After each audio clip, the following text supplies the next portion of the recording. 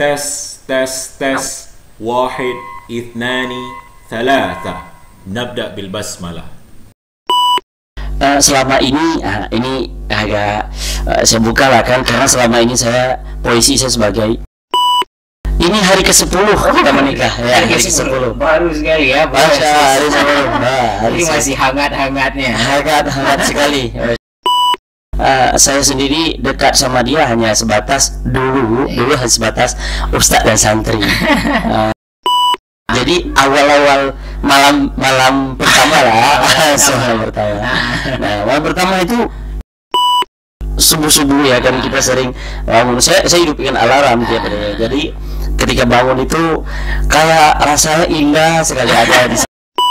Atau kadang-kadang ada segi-segi romantis lah kita panggil kan, Dek sayang ini apa mau ngajar, mau ikut nggak?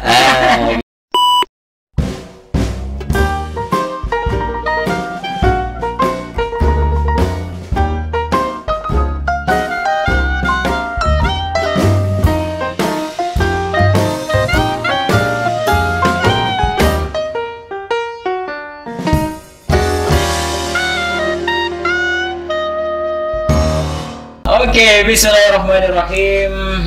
The one and only, hari ini kita kedatangan seorang tamu. Siapa lagi kalau bukan Al-Ustaz Nadil Al-Fadil, Ustaz Kaisal Munir. Ya, Kaimal hal Ustaz? Alhamdulillah bil khair insyaallah.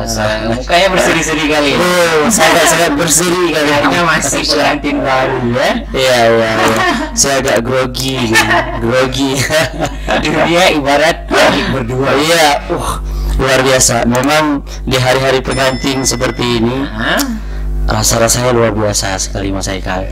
Nanti mungkin Mas akan ngerasain sendiri juga ya, gimana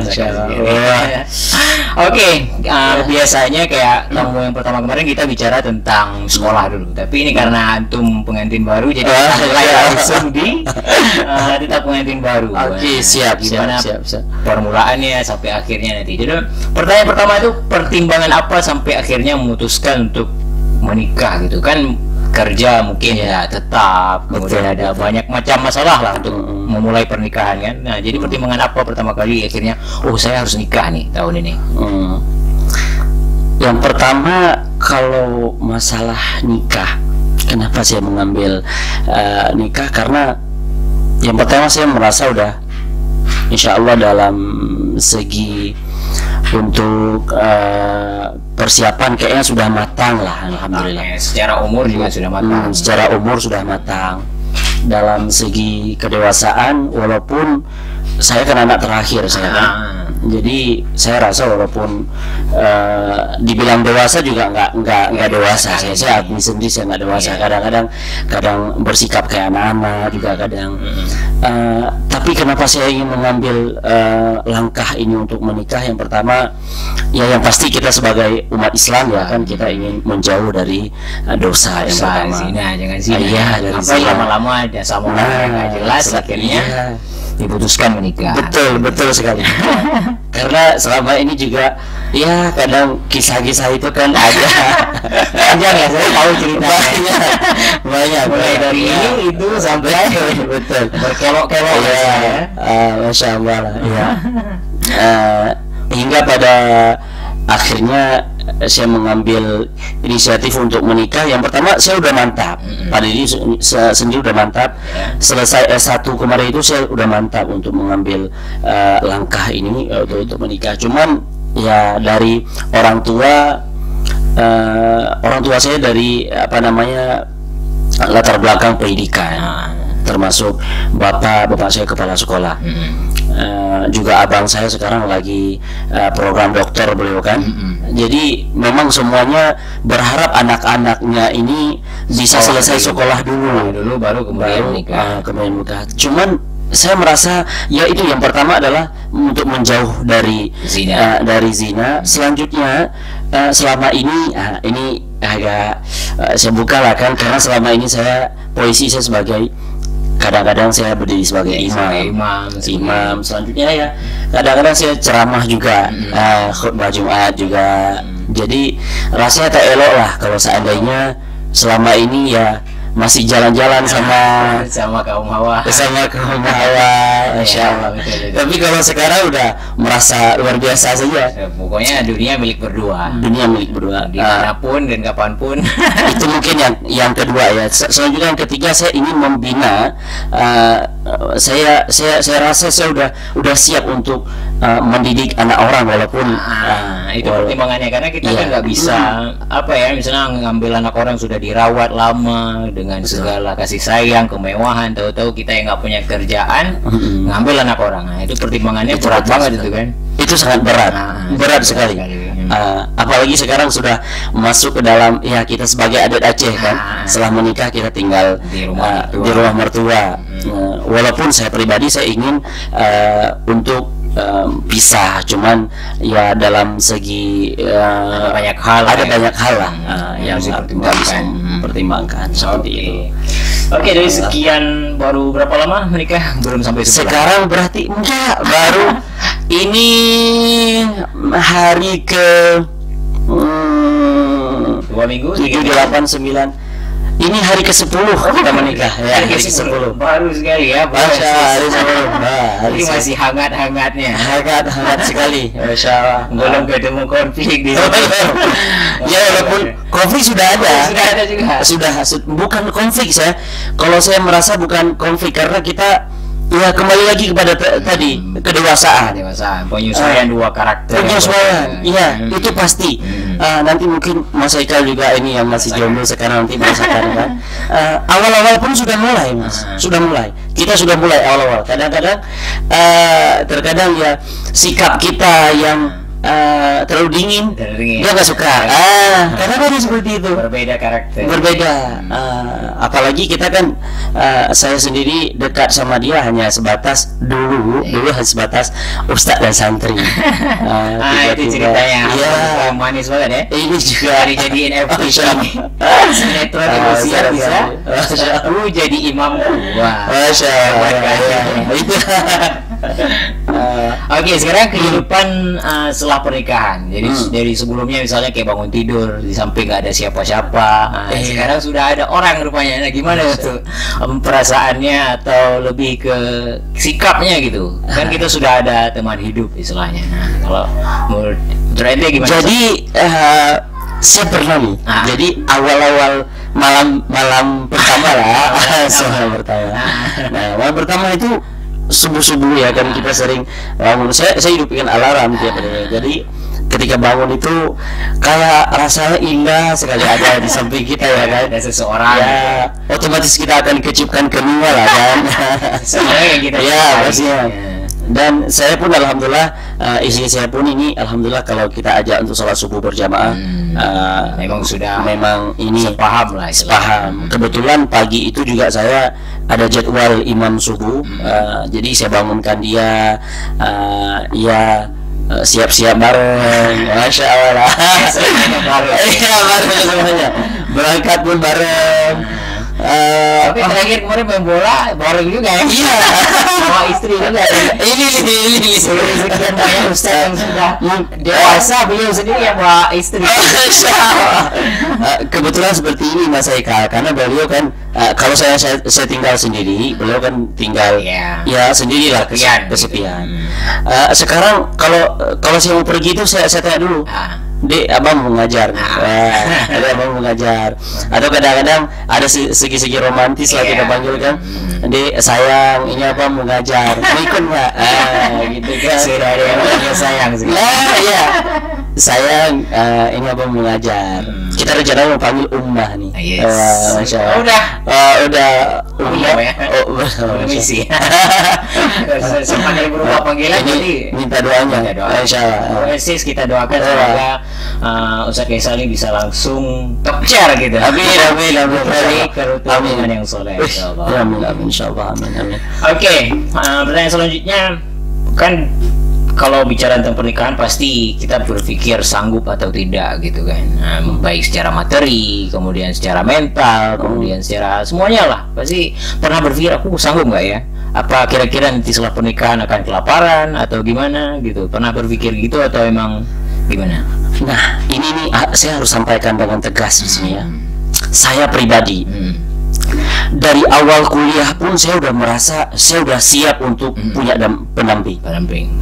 Ini mungkin untuk semuanya pendengar kan? Ya, untuk Mas Haikal juga. Saya pribadi itu saya nggak pernah merasa takut. Apa yang akan saya kasih makan untuk ini, untuk saya nggak pernah takut. Karena apa? Ini kembali lagi kepada apa namanya, selama ini kita dapatkan ya, pendidikan kita dapatkan di Gontor. Saya merasa bahwa yang saya dapatkan di Gontor itu sudah siap, sudah matang. Mendidik kita semuanya ya.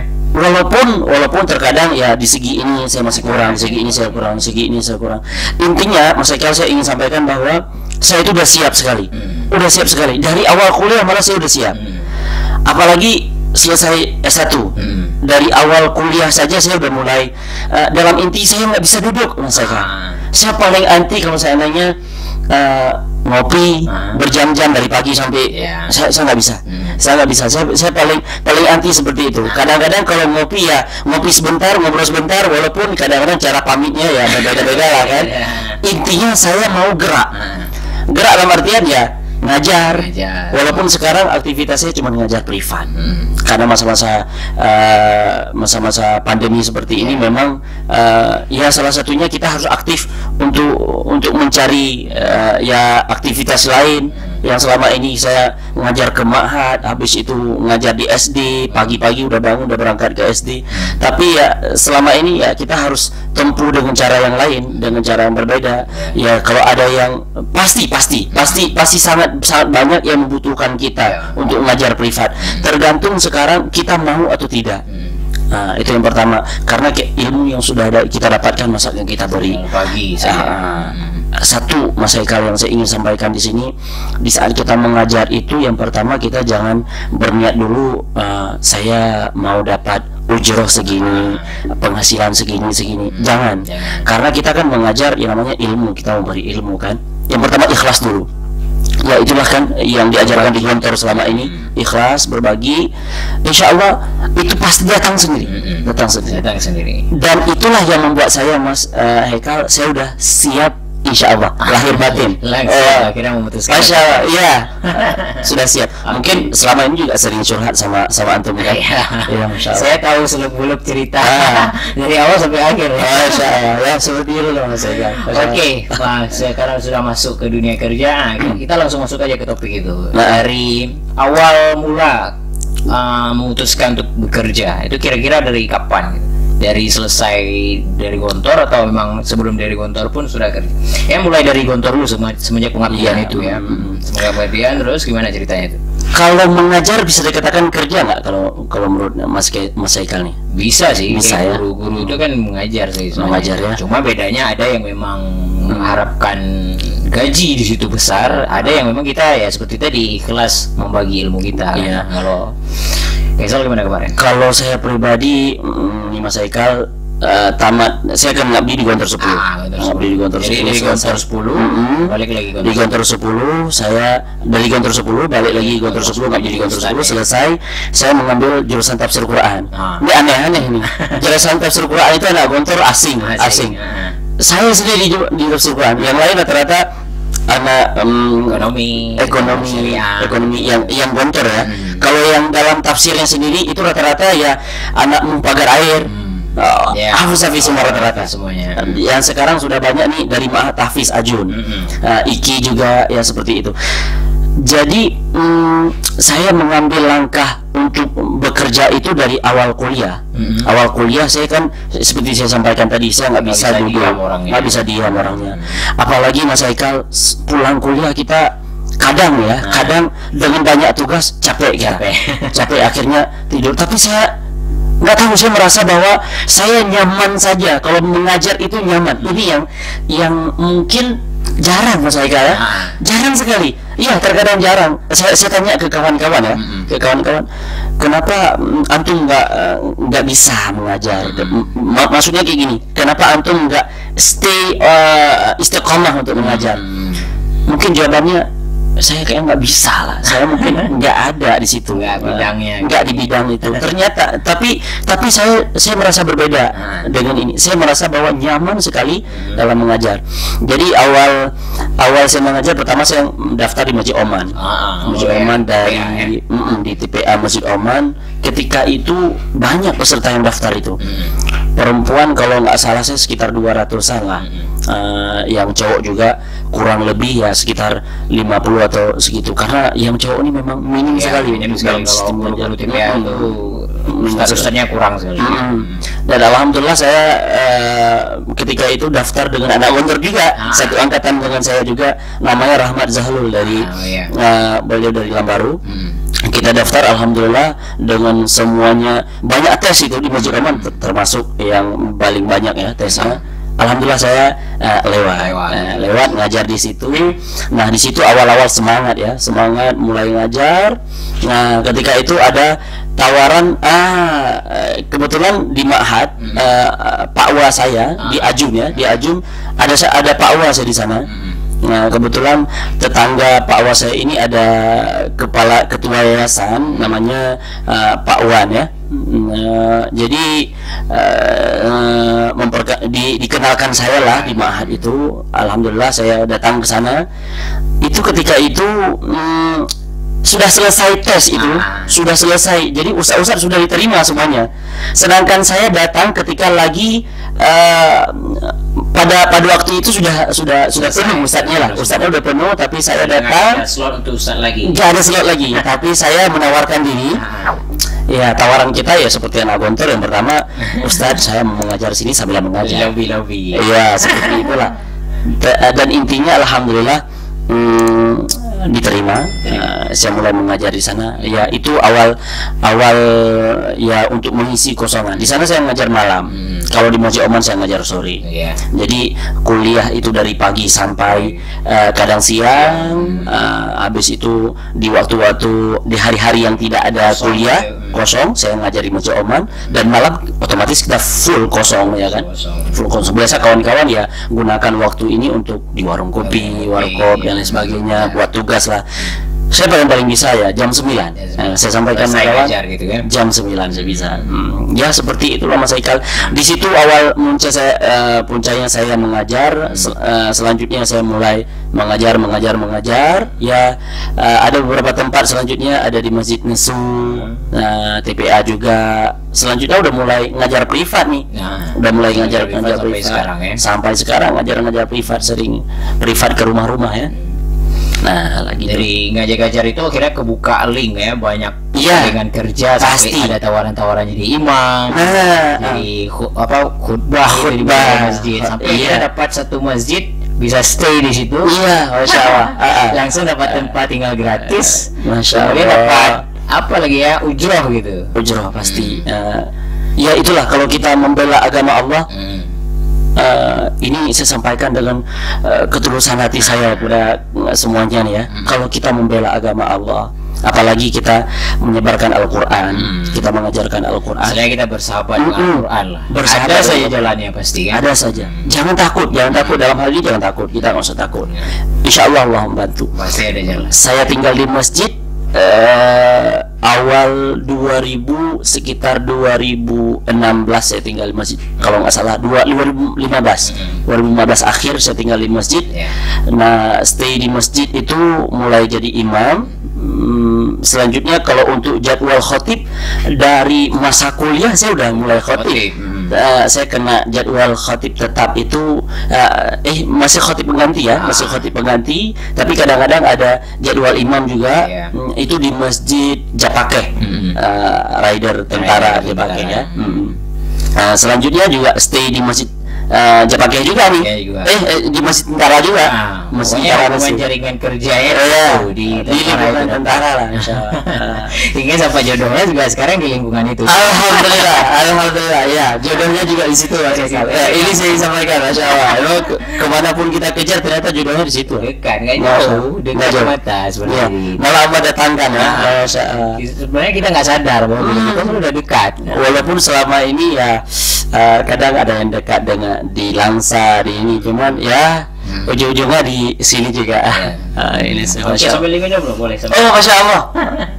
Syukron jidan ya.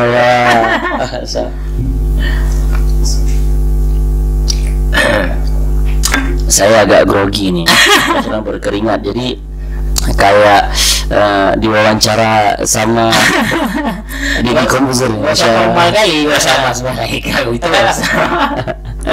Oke, lanjut. Itu kan untuk khutbah, kemudian berdiri menjadi imam, kemudian ngajar ngaji, privat ngaji atau macam-macam, itu kan pasti punya bakat gitu atau minat tersendiri. Itu dari mana awalnya? Apa mungkin sebelum masuk Gontor itu emang sudah sering-sering pidato, kemudian bisa jadi imam itu karena masuk Gontor akhirnya bisa apa bacaannya diperbaiki karena masuk jam-jam gitu. Itu gimana awal ceritanya? Yang pertama pidato dulu ya. Pidato sebelum masuk Gontor ya. Pidato sebelum masuk Gontor. Sebelum masuk Gontor saya udah pernah ikut-ikut tingkat SD ya. Pertama dari semenjak kelas 4 SD. Itu pun kebetulan. Jadi ceritanya saya ingat sekali itu, beliau ini udah meninggal sekarang. Kepala sekolah saya ini udah meninggal. Kepala sekolah SD. Kepala sekolah itu awal puncanya ya. Jadi beliau datang ke kelas. Kebetulan saya dari kelas 1 itu ketua kelas terus. Kelas 2 sampai kelas 4. Jadi kebetulan kelas 4 itu masuk kepala sekolah itu katanya, siapa yang bisa untuk ikut lomba pidato kata. Jadi kawan-kawan nggak ada yang berani. Jadi nggak tahu, saya merasa saya siap aja. Saya Bu. Selanjutnya ada lagi siapa yang mau ikut lomba baca Al-Quran gitu. Murotal gitu. Saya mau gitu. Jadi nggak ada yang angkat tangan, saya mau. Jadi ada lagi lomba, ada 3 lagi. Siapa yang mau ikut lomba cerdas cermat? Saya juga ikut. Jadi kebetulan cerdas cermat itu ya yang juara 1, juara 2, juara 3 lah dari SD kan, dari kelas kita. Pintar lah. Pintar. Kebetulan saya ya kadang-kadang 2 termasuk pintar saya. Pintar walaupun ya tahu lah 2, 3 lah. Jadi alhamdulillah, cuman lebih unggul di bidang ini 2 nih. Kalau di cerdas cermat saya nggak terlalu itu sampai ke tingkat kecamatan saja cerdas cermat. Kalau yang pidato saya sampai ke tingkat kabupaten. Mau dibawa, kalau seandainya ada pilihan juara 1, juara 2, juara 3 untuk dibawa ke provinsi, mungkin saya dibawa karena ternyata yang diambil cuma juara 1 aja. Sedangkan saya ketika itu juara 2. Nah, disitulah selanjutnya ada Murotal, juara 1 cuman nggak dibawa sampai tingkat provinsi. Selanjutnya muncul nih, keberanian mulai muncul. Akhirnya ada dai cilik di radio Megafon FM di Sigli. Saya ikut, alhamdulillah ketika itu dapat juara. Juara 3 kalau nggak salah ketika itu. Alhamdulillah di situ udah mulai termotivasi dan sana ada juga kakak yang membimbing ya. Kakak selalu membimbing, walaupun kakak bilang seperti ini, Dek, kalau adik suruh saya ceramah saya nggak bisa, tapi kalau saya untuk jelasin ke kamu ini bisa, untuk gaya-gaya kayak gini bisa, carong Mbak Purno tapi hana doang kayak gitulah ya, bahasa Aceh ya. Pintar mengajar tapi nggak bisa untuk tampil ya. Ya intinya alhamdulillah disitulah semenjak awal mula. Selanjutnya saya masuk ke SMP-nya, saya masuk ke Insafudin pertama. Masuk Insafudin setahun, di sana mulai ikut lomba-lomba juga. Ya 2006 saya masuk ke Insafudin. Itu mulai ikut lomba, alhamdulillah ya juara. Saya pindah ke Gontor, di Gontor ya sudah lebih nambah lagi. Masya Allah, dari kelas 1 saya udah mulai ikut pidato. Setiap minggu kan ada latihan pidato. Ada latihan pidatonya. Saya selalu disuruh maju ke depan. Mungkin gara-gara pantun. Pantun saya ingat. Ku tanam pinang rapat-rapat agar puyuh tak dapat lari. Jawab salam saya dengan semangat agar nampak motif Islami. Ini satu semangat ya. Kemana-mana saya bawa. Jangan lupa. Seperti itu. Titik awalnya dari pantun.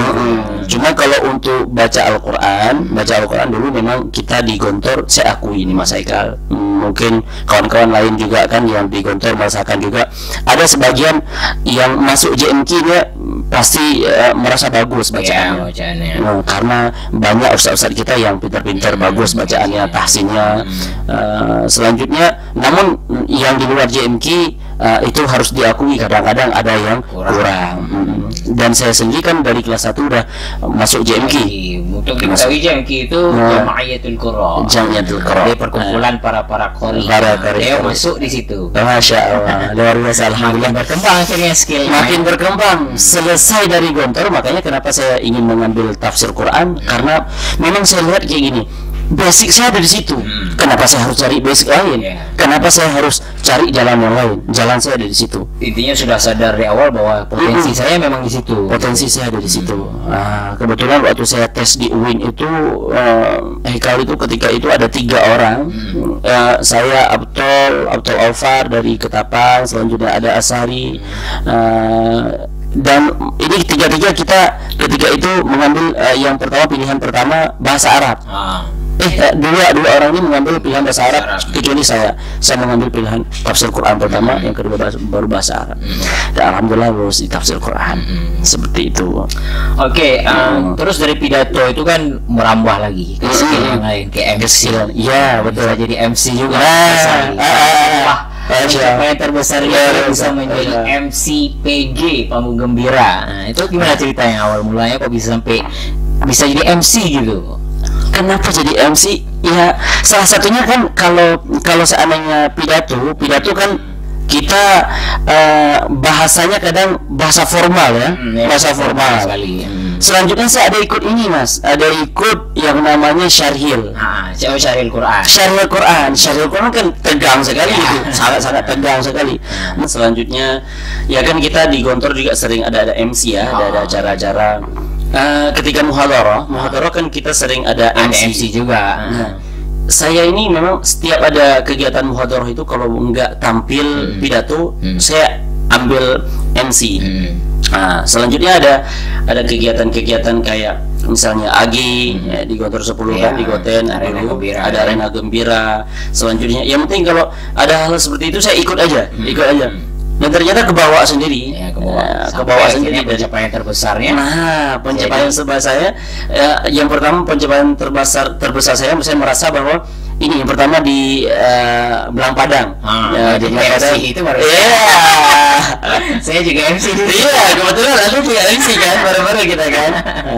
Siapa sih satu lagi? Syaibani ya. Syaibani Mas Syaibani. Masya Allah. Jadi di situlah itu sampai kelas 6 akhirnya jadi MC. Sampai kelas 6 itu kelas 6 pun audisi dulu. Audisi dari saya ingat sekali itu di masjid diumumkan katanya siapa yang mau ikut yang mau daftar jadi MCPG. Nah kita kan dari Gontor 10 nyuruh yang dari cabang tuh semangat semuanya. Ayo kisah bisa ya. Ya daftarlah. Karena saya pertama saya bisa bilang enggak, saya enggak. Karena enggak ada kawan kebetulan. Tapi ada Saiful Hasbi, kan orangnya luar biasa nih ya. Beliau sedang Malaysia sekarang. Sedang Malaysia. PD-nya luar biasa. Kata beliau, saya juga mau ikut. Saya kawanin. Ada kawan. Berani saya kan. Daftarlah di Swargo itu dibagi. Ya prosesnya banyak. Berkali-kali lah, sering. Alhamdulillah sampai lolos jadi 3 orang itu. Jadi sejarah juga untuk perdana sekali kan. Anak Gontor 10 jadi MCPG. Alhamdulillah. Kalau sebelumnya kan banyak Gontor 7, Gontor 8, Gontor 9 itu udah ada utusannya. Itu antum Ustaz Kaisal sejarah perdana. Masya dari Gontor 10 menjadi MCPG, luar biasa. Masya Allah. Oke. Sekarang kita balik ke sekolah kan, dari tadi sebenarnya udah nggak usah panjang kali lebar karena di setiap itu tadi udah jelasin tentang sekolah dari SD, kemudian masuk Gontor, kemudian masuk UIN. Nah itu SD kemarin, SD yang kepala sekolah tadi itu ya, yang masih bakal itu SD di mana tuh? Di kampung. Sangat pelosok sekali dalam namanya SD Menasahalu. Itu dekat di kampung dulu ya? Iya di kampung, memang jauh sekali. Memang dari rumah pun ya sekitar 5 kilo. Jauh ya. Jauh. Itu jalan kaki seharinya? Iya, jalan kaki. Dulu jalan kaki ya. Kadang pakai sepeda. Sepeda. Besok akhirnya masuk Gontor. Atau Gontor pertama kali itu gimana? Kan dari Syafudin dulu tadi. Saya masuk Insapudin pertama. Tapi sebelum saya masuk Insapudin, saya ketika lewat di kan sering ke Banda. saya sampaikan sama orang tua, mama, saya mau masuk Gontor sih. Kan dulu ada tulisan besar sekali itu, Gontor 10 di dulu masih Gontor 10 belum Gontor 8. Iya, di atapnya itu kan pasang. Jadi saya semangat nih. Terus kata mama, boleh katanya boleh. Tapi ya karena saya anak terakhir, wajar lah mungkin orang tua merasa terlalu sayang gitu. Terlalu sayang karena di tengah-tengah selawah di situ kan. Susah nanti abang jenguk kan.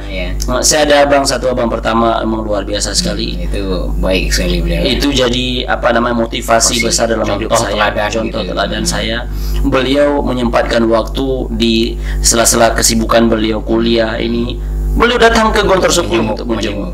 Tapi sebelum ke Gontor 10 kata orang tua, masuk saja ke Insafudin. Di sana ada kakak.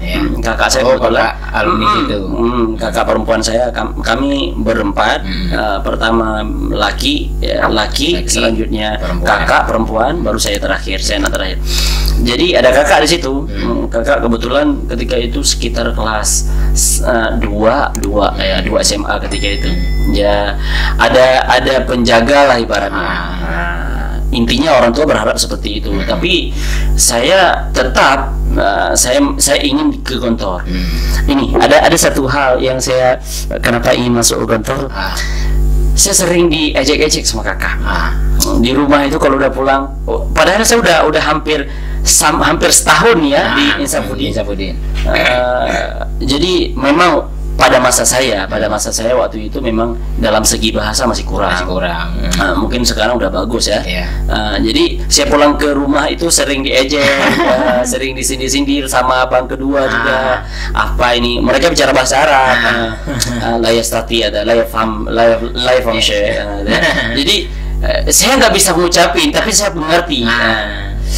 Tapi ya karena mungkin termotivasi seperti itu, ada ustadz juga di Insafudin ketika itu, ustadz namanya Ustadz Ian Kapela. Jadi beliau alumni Gontor. Di situ juga termotivasi untuk pindah ke Gontor. Pindahlah saya ke Gontor. Ketika awal mula termotivasi ke Gontor karena ingin belajar bahasa. Dan alhamdulillah 1 tahun di Gontor 10 saya balas balik. Al-an astati al-lughah al-arabiyyah. Insyaallah. Langsung mereka sekarang. Iya, betul. Oke, tamat di Gontor, selesai pengabdian langsung masuk ke UIN. Masuk ke UIN. Cerita tentang UIN bahwa akhirnya memilih tafsir Quran. Dan seperti mahasiswa lain ya. Emang sudah niatnya di situ dan potensinya di situ. Oke, ini kira-kira nggak perlu panjang lagi, langsung ke kemarin pernah belajar tahfidz katanya. Itu gimana ceritanya bisa pindah-pindah katanya waktu itu? Di Gontor kita harus akui, di Gontor kan kita kurang. Bukan kurang, emang memang nggak ada. Walaupun ada yang namanya di Gontor 1 kan ada nama halaqah khufat gitu. Tapi kalau itu yang dikhususkan gitu Jadi selesai dari Gontor saya masuk tafsir. Selesai masuk di tafsir, saya merasa kurang sekali. Hafalan itu ya, Mr. Hekal, saya merasa kurang sekali dari segi hafalan. Karena di situ ada ya anak umum pagar akhir, rata-rata mereka hafalan. Pondok tahfidz semua lah. Pondok tahfidz semuanya. Dan kita di situ ada yang namanya kuliah, mata pelajaran tafsir, mata pelajaran tahfidz. Ada tahfidz 1, tahfidz 2 sampai tahfidz 4 kalau nggak salah saya. Jadi harus 5 juz hafalan. Sedangkan saya kan belum punya basic hafalan, ada MK. Ada MK itu tentang tahfidz. Disitulah termotivasi yang pertama. Kami sepakat ketika itu Ramadan sekitar 2016 kalau nggak salah saya, atau 2015 saya mulai masuk. Kami berangkat bareng-bareng, saya selanjutnya Mauliza Akbar, beliau sekarang Imam Masjid Oman. Masjid Oman. Selanjutnya ada Zulfan Abdillah, beliau ini juga YouTuber, Masya Allah, YouTuber. Selanjutnya ada Zulkiram, sekarang udah jadi toki besar. Toki besar. Kita berempat berangkat ke Bandung pertama, ke Kuningan, karantina tahfidz nasional. Di sana kita ngambil program 1 bulan untuk tahfidz. Alhamdulillah saya waktu itu karena sakit-sakit saya juga di sana, sakit-sakitan. Itu sering kali sakit-sakit. Sakit-sakitan. Ya inilah, nggak ada pendamping. kurang gizi. Masya Allah. Jadi saya sakit, tapi alhamdulillah juga karena semangat ya. Ketika itu 15 juz, alhamdulillah saya bisa nyetor 15 juz. Kawan saya Mauliza Akbar 25, Zulkiram 23 kalau nggak salah saya, Zulfan 11 atau 12 kayak gitu. Nah, balik dari sana ya kita kembali lagi kepada lingkungan kita. Tergantung, kalau seandainya lingkungan kita sering murajaah ya kita kuat, lancar, kuat hafalannya. Kembali termotivasi lagi selesai S1. Selesai S1, orang tua menginginkan saya untuk langsung sambung S2. Tapi saya merasa jangan S2 dulu lah, saya ngambil tahfiz dulu. Walaupun ada cerita-cerita di balik itu lah kan. Panjang lah. Panjang ceritanya. Yang itu sudah keliling-keliling Jawa, dari Ambon, kemudian mana lagi? Pertama di Lombok. Lombok itu sekitar 4 bulan. Di Lombok saya ngambil di Saudagar Tahfiz, di sana sekaligus belajar bisnis kita, bisnis sama tahfiz. Selanjutnya saya pindah ke Jogja. Di sana saya masuk ke Ayatuna. Ayatuna kebetulan alumni Gotor juga, ininya mudirnya ya. Lalu saya berangkat ke Agim, ke Darut Tauhid. Saya ngajar di Darut Tauhid ada sekitar 1 minggu lah sebentar. Nah, termotivasi lagi di tahfiz. Ini tujuan saya kan berangkat tahfiz, ngapain saya ngajar? Kalau ngajar di Aceh saya ngajar. Jadi akhirnya saya mulai pondok tahfiz yang saya rasa udah cocok sekali buat saya, yaitu kreatif, pondok kreatif. Di sana saya baru saya dapat banyak, alhamdulillah, dari segi hafalan kuat ya, lain sebagainya lah, alhamdulillah. Pertama tahsin juga, perbaikan tahsin banyak sekali saya. Bagus sekali di situ lah istilahnya. Alhamdulillah. Masya Allah. Seperti itu, saya sangat menginspirasi ya hari ini pembahasannya. Luar biasa. Oke, pertanyaan terakhir nih, 2 pertanyaan terakhir. Yang pertama, jika waktu bisa diputar itu, Ustadz Kaisal nih mau satu momen atau satu cerita yang ingin diulang, kira-kira kapan? Apa ketika santri atau saya apa itu? Sekarang seandainya saya bisa mutar lagi untuk masa lalu, saya ingin masuk tahfiz. Masuk pondok tahfiz. Berarti nggak masuk kantor dong? Enggak, masuk ke kantor mesti harus ngerasa kantor. Masuk kantor dulu. Bukan sebagai-bagakan motor, tapi saya merasa bahwa mesti kita harus merasakan gontor. Tapi saya kurang di bidang tahfiz, sehingga saya mesti harus masuk tahfiz 3 tahun, ke gontor 3 tahun. Nah, ini mungkin kedepannya saya ingin anak-anak saya seperti itu, insya Allah. Jadi harus ngerasakan tahfiz 3 tahun, khotam 30 juz, insya Allah, baru dia masuk ke gontor. Sudah ada petanya lah. Sudah ada petanya, dia bisa ya setidaknya keluar dari gontor, keluar di gontor dia bisa menggunakan ilmu tahfiznya, dia bisa semua yang didapat di gontor, semua yang dapat di gontor bisa diamalkan. Dari untuk kepribadiannya, kepemimpinannya luar biasa, seperti itu. Itu yang pengen diulang ya. Itu yang pengen saya ulang. Oke, sekarang saya ingin ulang itu untuk anak saya nanti, insyaallah. Alhamdulillah. Oke, ya itu berhubungan dengan itu juga. Pertanyaan terakhir lah, impian terbesar seorang Ustadz Kaisal apa? Sekarang nih kayak menikah kan udah, kemudian apalagi pencapaian-pencapaian tertentu sudah. Sekarang impian kedepannya yang terbesar apa? Misalnya yang pengen jadi imam besar Masjid Raya gitu. Ya itu pasti ya kan, insyaallah itu cita-cita terbesar. Yang pertama impian terbesar, karena saya udah punya istri, alhamdulillah istri soleha sekarang, insyaallah saya senang sekali, sangat senang sekali, alhamdulillah. Yang pertama saya ingin membahagiakan kedua orang tua. Itu belum itu sampai sekarang belum bisa di ini ya, istilahnya belum bisa bahagiakan orang tua lah istilahnya gitu. Walaupun sudah bisa, kadang-kadang bisa membuat air mata orang tua menangis terharu seperti itu, tapi saya belum puas. Saya ingin dalam seumur hidup beliau, orang tua saya seumur hidup beliau selalu harus merasakan saat melihat saya kebahagiaan, insyaallah. Selanjutnya ya saya ingin mendambakan keluarga yang sakinah mawaddah. Saya ingin mendidik istri saya dengan baik, alhamdulillah, sampai punya keturunan yang soleh dan soleh. Saya ingin juga menjadikan istri saya ini seorang hafizah, insyaallah. Gitu. Amin. Walaupun sekarang udah mulai pelan-pelan setoran hafalan, pagi-pagi udah setoran hafalan. Langsung ya, setoran sama suami. Jadi setoran sama suami. Saya kadang setor sama dia, dia kadang ganti-gantian. Alhamdulillah. mungkin seperti itu. Selanjutnya ya sekarang lagi menjalankan S2, insya Allah. Mohon doanya insya Allah nih selesai S2 saya juga insya Allah saya mau lanjut S3 juga insya Allah sampai doktor insya Allah. Itu target cita-cita saya ke depan, impian ke depan insya Allah. Oke Ustaz, terima kasih banyak ini sudah mau diundang menjadi narasumber. Alhamdulillah. Itu ini adalah podcast obral gitu kan. Saya jelaskan ini obral itu obrolan alumni. Oh, masya Allah. Itu alumni Gontor, saya juga alumni Gontor. Ya kita berbagi kisah lah sama-sama. Alhamdulillah, insya Allah. Oke, terima kasih. Kita jumpa di lain kesempatan nanti ketika ngopi seperti biasa. Insya Allah. Alhamdulillah. Oke, naktatimil alhamdulillah. Alhamdulillah. Insya Allah.